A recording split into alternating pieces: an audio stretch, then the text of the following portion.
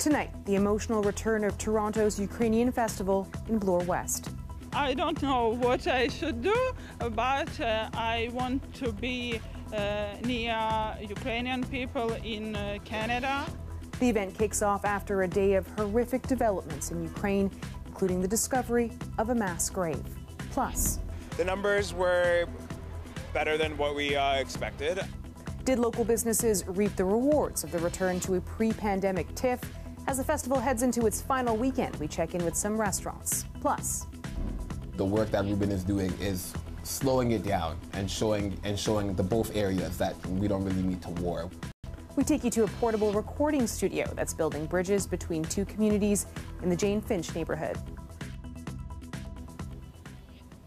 Good evening, I'm Farah Morali. The 26th Bloor West Village Toronto Ukrainian Festival kicked off tonight, and it comes at an incredibly emotional time for Ukrainians in our city. Many are watching in horror the latest developments out of Russia's war with Ukraine. Chris Glover has more. In the sea of volunteers putting the finishing touches on Toronto's Ukrainian festival, we found Hanna Pashko, who likes to bring her Canadian-Ukrainian flag everywhere. I want to say all of people, thank you. Thank you so much. It's so, we need it, really. Thank you. Escaping Ukraine in March with just a little bag, she eventually made her way to Regina and flew into Toronto late last night to help with the festival. I don't know what I should do, but I want to be near Ukrainian people in Canada because I'm in a safe place and I need to help all Ukraine. The 30-year-old says the best way to help is to share her culture and her stories from the war. She says a Russian bomb landed near her parents' home outside Kyiv just yesterday. Terrible, because I know that my parents in Ukraine and many people still stay in Ukraine, and it's very nervous when I hear in a safe place. This year's festival comes as Ukrainian officials say they're unearthing hundreds of bodies from a mass burial site. Some, they say, show signs of torture. Ukraine's recent counteroffensive is a potential turning point in the nearly 7-month-long war. And now they're unearthing and they have the proof. It's going to continue. That's the downside, but we want to also celebrate the upside, that Ukraine is fighting back. And it's important for us to show Ukraine, let them see the pictures, let them see the people celebrating, let them see Canadians joining with us and hundreds of thousands of people on the street at a Ukrainian festival. As I said, the biggest one outside of Ukraine. Let them see that. It's amazement for them and it brings up their spirits. Hello. Back with Pashka, we found a quiet spot. Hi. They say hello. For her to video call her mother. To ask her what she thought of Toronto's festival. My mom said that she very happy that so big festival is here, and many in Ukrainian culture all people know about Ukrainian culture, and Ukrainian people save Ukrainian culture here in Canada. And the event really kicks into high gear tomorrow morning at 11 o'clock. The parade is going to go from Hyde Park right here to around Jane and Bloor West. And then tomorrow night, a really powerful moment on center stage when recent immigrants and refugees from Ukraine and elsewhere are going to take the stage to share some of their stories of coming here to Canada. Chris Glover, CBC News, Toronto. To another big event in this city, TIFF wraps up this weekend. There were high hopes for the first in-person movie festival in 3 years. So, did it live up to the hype? We sent our Meg Roberts to find out. The lineups were back, celebrities were back, in-person movies back. But did it feel like pre-pandemic TIFF to the people who directly benefit from it? There's some mixed reviews on that. The numbers were better than what we expected, which is always good. The amount of foot traffic is what surprised the owner of Fox on John this year. Last year, fans were not invited to the red carpet. COVID-19 protocols were in place for the few in-person screenings, and fewer stars were in town. But this year, he says they're back in business. I grew up in this industry, and being around people, it's like a little bit of an energy boost. The restaurant's staying open until 4 in the morning for the past 8 nights to lure those movie fanatics in. People were just like excited to just go see some stars. Although just down the street, another business with a bit of a different experience. I didn't know what to expect after COVID and everything, but it was a little smaller than I thought it'd be. The stakes are high for small businesses. Many are trying to make up for 2 years of lost sales. Several restaurants in walking distance of the theaters didn't survive the pandemic, so this general manager says the steady stream of people for lunch and dinner was helpful. We were closed for 18 months straight, so it's great to have anything just to attract people downtown again, especially with people not being in offices and everything. But no, it helped out a lot the last few weeks, or the last week or so. They aren't rolling the red carpet up just yet. It's still going to be a very busy weekend down here, with the movie Dollyland being shown as Saturday's closing night film here at the Roy Thompson Hall. Meg Roberts, CBC News, Toronto. Mayor John Tory signed a book of condolences this morning for murdered Toronto Police Constable Andrew Hong. I indicated in the note, first and foremost, that Constable Hong was and is a hero, and then went on to say that I was here as a person to express my sympathy to his family, but was also here as mayor on behalf of the people of the City of Toronto. The mayor was one of many at Toronto Police headquarters to sign the book. Constable Hong was shot and killed on Monday. He was leading a motorcycle training session in Peel Region at the time. Hong's funeral will take place Wednesday at noon at the Toronto Congress Centre. The service will not be open to the public. Police have identified the victim in a shooting in Mimico last night. It happened near a popular playground, leaving some residents in the area rattled. We have a lot of events here. There could have been kids around, a lot of biking people, so that is very concerning. I just came from Ukraine and it would be very scary for me. I came here for safetyness, you know. Gunshots rang out around 8 last night near Lakeshore and Mimico Avenue. 19-year-old Tenzin Richin was pronounced dead at the scene. Another victim was rushed to hospital with critical injuries. Police have not released any information about the suspects. A sentencing hearing continued today for the man who pleaded guilty to murder and attempted murder for the attack at Toronto's Crown Spa. At issue, whether the suspect committed an act of terror. Crown lawyers argued the attacker was inspired by the incel movement and should be sentenced for terrorism. Ali Chiasson reports. It was in February 2020 when a 17-year-old boy armed with a sword walked into the Crown Erotic Spa, murdered the receptionist, and turned on the manager as she tried to intervene. She managed to escape with her life. The young offender, now 20 years old, pleaded guilty to both first-degree murder and attempted murder. This waives the need for a trial, but the Crown had something else they wanted to argue, that this was an act of terrorism. There was evidence on the young offender's computer that he regularly visited incel forums, but nothing more damning than the handwritten note he had on him that day, which read, "Long live the incel rebellion." Today, the Crown Attorney asked their incel expert, are there any generally held beliefs about sex workers? The expert says, yes, there is a lot of anger and contempt for people in the sex work industry, that they're preying on desperate men and exploiting them for money.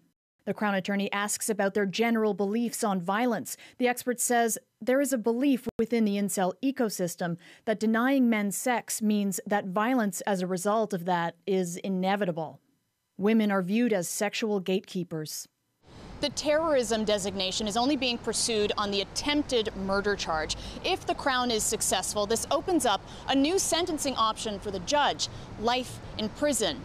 Looking at this like a misogynist hate crime could have been easier for the Crown. It could have tacked on a few more years, but the Crown is seeking 25 to life for this young offender. A single piece of evidence.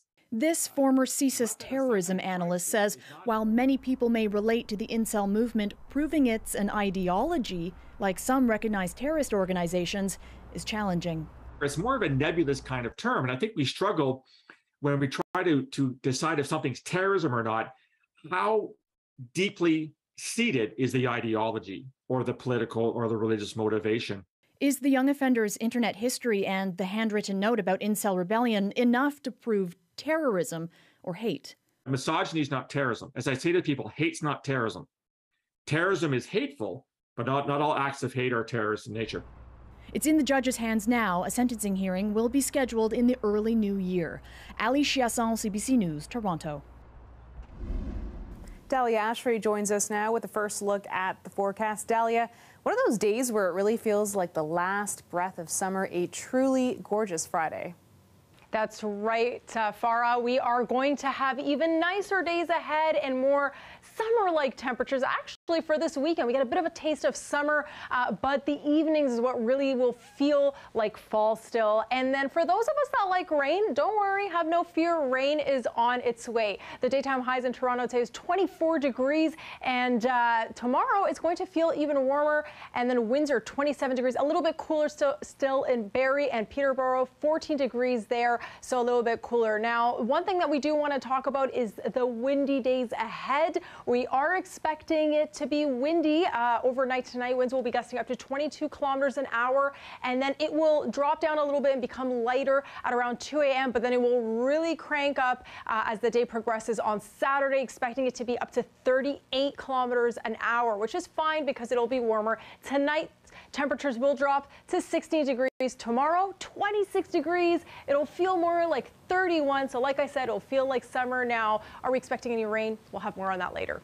Sounds good, Dahlia. Thank you. An extraordinary scene today at Westminster Hall in London. The 4 children of Queen Elizabeth, including King Charles, standing beside her coffin. It's called the Vigil of the Princes, though one of the children, Anne, is a princess. Prince Andrew was dressed in a military uniform, the first time that's happened since he was stripped of his royal duties. The 10-minute vigil went on while civilian mourners filed past, as they have been all day. Other members of the extended royal family were also in attendance. The grandchildren of the Queen will stand vigil tomorrow. And earlier in the day, the royals kept up their other official duties 3 days before the Queen's funeral. King Charles traveled to Cardiff, Wales.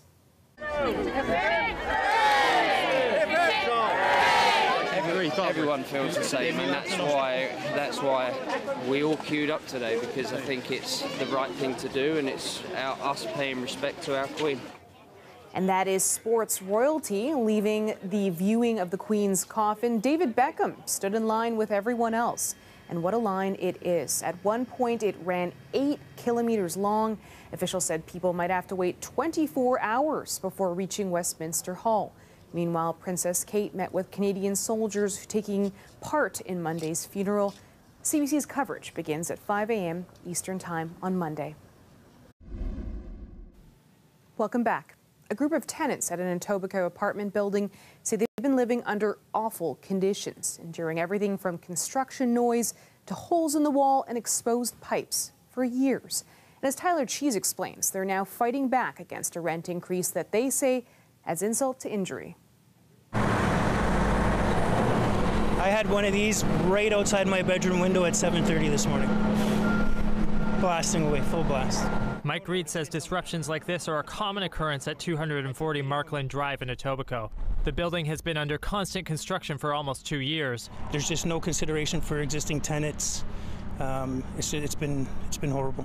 But this is how the ductwork has been left. He says the company that bought the building a couple of years ago is renovating everything from ductwork to water pipes. This is how many times they've asked to come in our unit since they've taken over in the past 2 years. The bigger problem? While tenants have received tons of notices, communication is often confusing or incorrect. I'll get a notice saying this certain job's going to be done on Monday. I'll get the same notice again on Wednesday, and nobody shows up, nothing happens, and then all of a sudden on Friday, work's starting to happen. Now the company that owns the building has applied for an above guidelines rent increase to cover the cost of the renovation.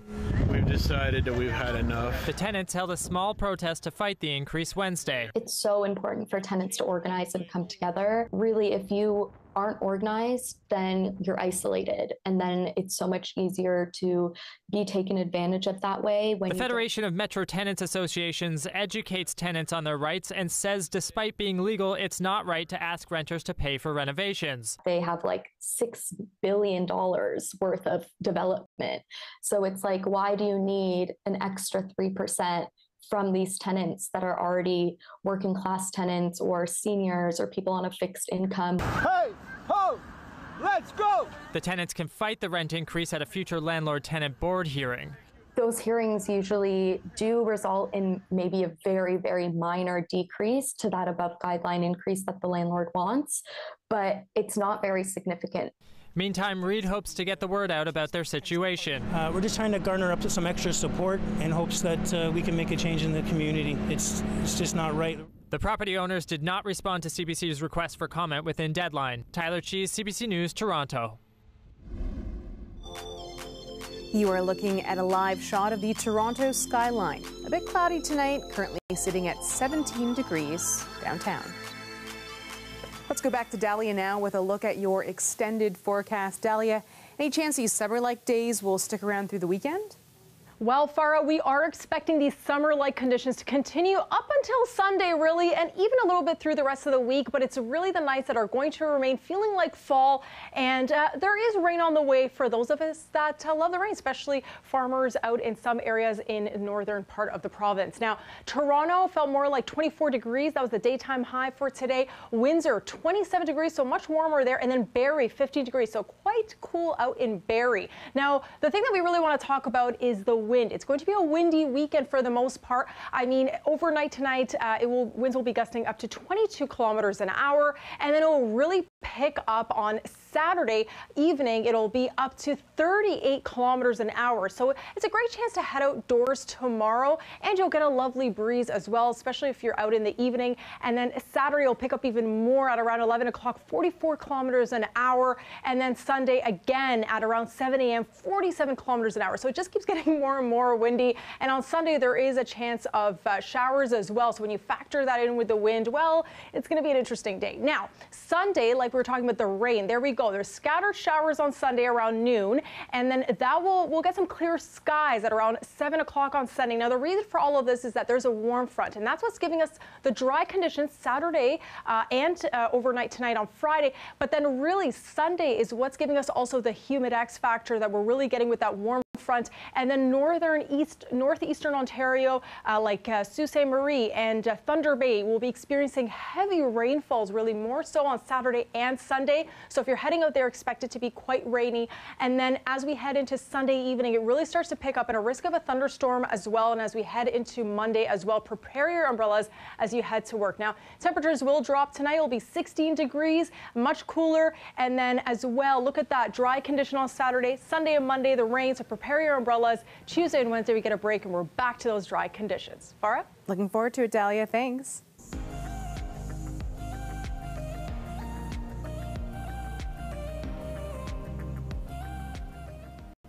A portable recording studio is using music to help unite the north and south sides of the Jane and Finch community. Some artists say tensions have existed in the neighborhood, but they say the opportunity to collaborate through art is one path forward. Dale Mendukduk has more from CBC Toronto's Jane and Finch Community Bureau. Girl, I know I'm good for your health, so don't bada, put me upon the shelf. Recording artist and dancer Nathan Baya has already seen a lot of positive things in his young career. And people have seen him. Packed venues across the city, Toronto Mayor John Tory, and Prime Minister Justin Trudeau. But at times, Baya has seen his community at odds with itself. I think we get into these underprivileged communities and we are, packed up like sardines and meant to look at each other as our enemies. I feel so blessed in the day or in the night. Every time that I feel wrong, I just write. That's where the Wheel It Studios comes in, uniting residents through music. We're gonna pull through, we're gonna ride it out, we're gonna get through this, we're gonna tough it out. Giving artists a chance to collaborate with others they might not have. The program is primarily run out of the Boys and Girls Clubs in the North and South Ends, Driftwood, and Grand Ravine. For another year, for another day. Places where two-time Juno-nominated Ruben Esquerra says there's real tension. As a result of that, there's always been an anxiety of people traveling from one place to another to the point where the music is different. But Wheel It eliminates the travel. Instead of the artist coming to them, they go to the artist with equipment that can be set up anywhere. It's already having an impact on the tension. The work that Ruben is doing is slowing it down and showing the both areas that we don't really need to war. We sound better when we make music together. Best. I hope she discovers before the regret. You hide it so well with your looks and your rep, but I know the real you, and hell's what you get. So that's just a little snippet there. Singer Esme features on the 12-artist collaboration track So Blessed that highlights the project's 4th album. Us as artists have become more supportive of each other.